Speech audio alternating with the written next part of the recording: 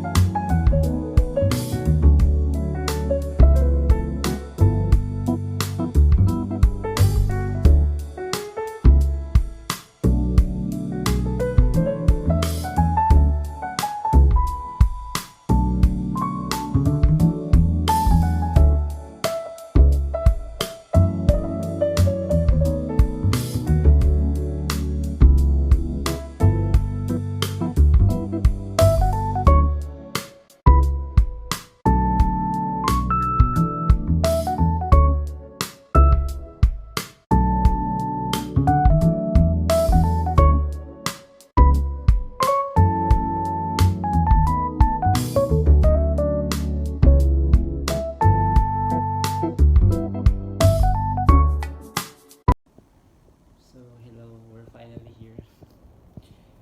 Nakarating kami ay almost 1 hour mahigit tayo. 1 hour yung biyahe namin. And then, pumunta na agad kami dito sa hotel by 1:40. Then yun, Pabakit kayo. storesihan. Hotel. Ari ka. So, ito siya. So, doon yung main door. So then,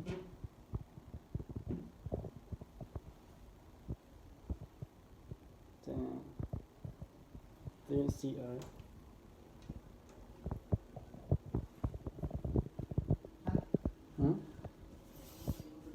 Hold on.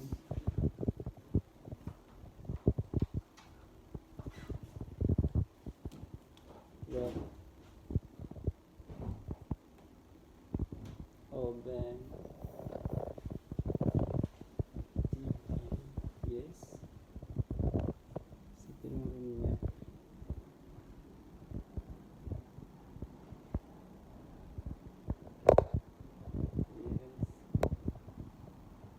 May ano din siya, aircon. Tapos dito sa labas, tada!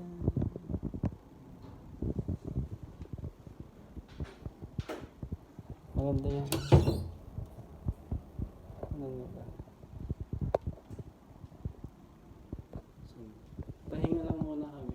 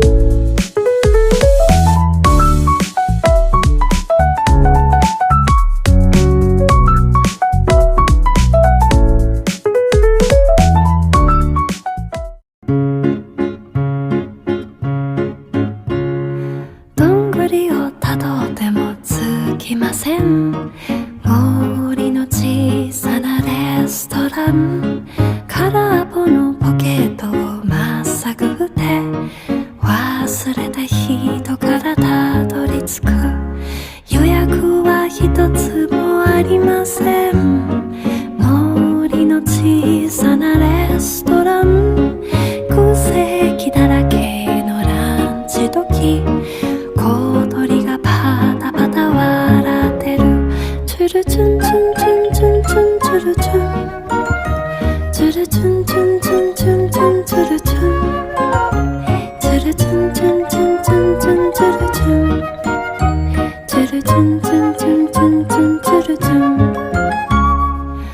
赤なペンキのトータン屋根メニューはおすすめそればかり厨房の方から聞こえてるバイオリンフルートチェロビオラようこそいらっしゃい So, what's up guys? Katatapos lang mag-shower. Kagaling lang namin sa Gala Food Park. Dumating kami doon. Anong oras? Mga 6 na ata. O 5:45. Hindi. Umabot lang kami ng 6 dahil sa haba ng pila. Guys, kung pupunta kayo, dapat yung umaga. Hindi naman super. Pero maraming tao. Daming tao. Super haba ng pila kanina sa pag-ano ng Cremon. Tapos, magkakaubusan pa. Oo. So, ang ginawa namin kanina dahil kulang ng isang pair. Yun, maghintay kami ng may lalabas na lalaki na nakasuot ng galon. Para, yun naman, ang kami sasuotin. So, doon kami tumagal. Tapos, super, ang daming pwedeng picturean, no? Kainan. Ang dami din. Legit. Legit na Instagrammable. Yeah. Saka maraming kakainin. Ang daming pagkain, kaliwat kanan. Yung iba medyo pricey nga lang. Pero affordable pa rin naman. And then, kinain namin doon ay yung Mahal ba ito? Pero beef rice yun. Yung akin. beef rice and then, Fried dumplings. hindi siya fried, dumplings lang. And then yung akin ay yung udon. Good on me. So, ang dami ng serving din. Sulit. Worth, magano? 280? Kasi ang laki ng bowl. Nagkamali lang tayo kasi kumain tayo dito bago umalis. Yun nga lang. Ang ginawa kasi namin, nag-order kami sa Bonchon. Tapos parang after an hour, nakakatulog ako nun. And then medyo tinatamad na nga kami nun kasi super hapon na din. Kasi ang mindset namin, pupunta kami doon by 5? 5:30. 5. 5. And then 5:30 naman tayo. nagising ako parang mag-6 na. O si Han, super antok na kasi wala pa siyang tulog nun. Ako meron na, nakilip na ako nun. Pero nawala naman yung antok ko na. Nung nandun, medyo wala pa siya sa mood nun. Hindi siya naimik. No He's kidding. moody kasi. No kidding. No Wala kidding. inaantok ako na. See? Tapos yun nga. And then, super nakilang ikot yata kami dun. Kasi ang dami talaga as in na pwedeng picturean. Tapos, ang kalokohan namin, sumakay ako dun sa elevator. Akala ko siya nakasunod ko. Ayun, sabi ko tuloy, muntik na ako mapunta sa basement. Ay, ang basement pala yung parking. Kaya, ang buong akala ko kasi pumunta kami sa taas. Under construction pa. Under construction pa February pala siya. 14 pa ang bukas kasi. Tapos siya naman naiwan sa labas ng elevator, nagpipicture pa. Akala ko, kasunod ko na sa loob. Sabi ko tuloy kay kuya, teka lang. Yun. Tapos, di na din kami nakabili din ng dessert. Kasi, Busog pa tayo. super busog talaga. As in, super sulit ang pagkain dun. Gusto ko na may try yung iba. Kaso parang Busog na. nakakabusog tingnan. Sa sobrang dami. Parang may nakita ako dun halas pa. Oo. Yung sa... Nakain tayo? Hindi naman siya. Massage chair lang. Hindi. Iba yun. Nung nakain tayo sa mga gudon, sa beef fries. Yung tapat natin na room. Spa yun? Oo. Hindi ko nakita. Oo. Pa siya. Tapos ayun, akala ko magmumukha ang Japanese na nagsuot ako kay mama. Nagmukha ako sushi. Bumali. See? Tapos after namin doon, pumunta na kami sa MOA. Doon kami tumambay. Akala namin madami kami mapapaglaruan doon. Wala na. Sumakit lang yung paa namin. Saka medyo may smell yung simoy ng hangin sa seaside. Yun, naglaro kami ng isa, yung hinahagis na rin. Sabi niya, ang dali lang daw. Sobrang dali.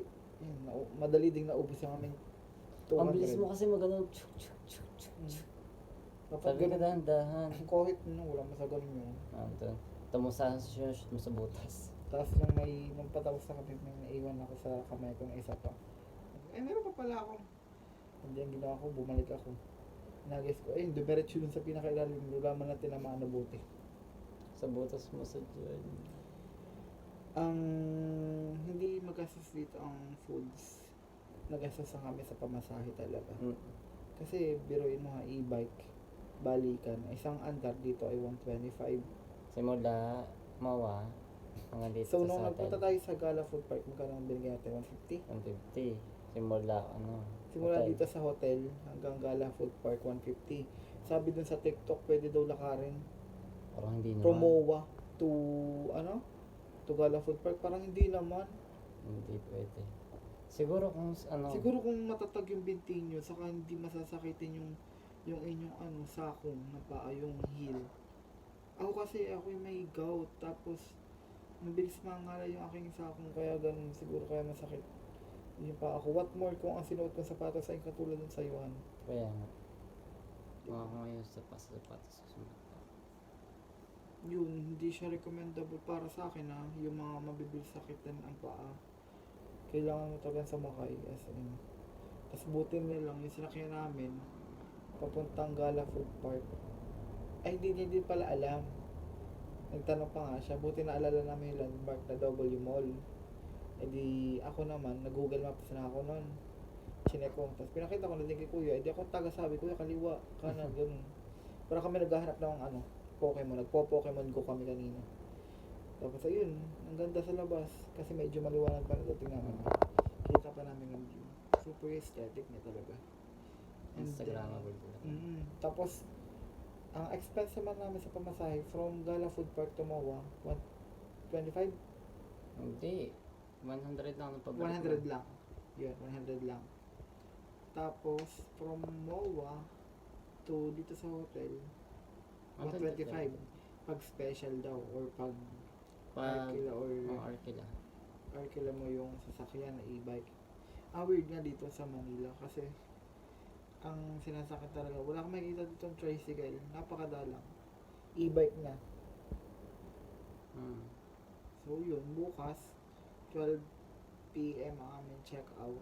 So maybe pag may time, pag kinaya, baka mag-swimming muna kami din bukas. Yun lang. Tapos mamaya, bababa kami at medyo nakakaramdam kami ng gutom. Kagandahan dito sa hotel na sinakyan na tinuluyan namin. Malapit siya sa convenience store. Sa kami mga ATM machine din. So, very accessible siya sa lahat. Sa baba lang. So, Yun lang. dadagdag ka pa. Wala no. Kaya lang. Medyo pagod lang talaga. Pero super sulit. Nag-enjoy kami. Nakikita niyo sa mga photos na i-upload niya. Sa Instagram. Yeah, check it out. Ayun. Bye-bye!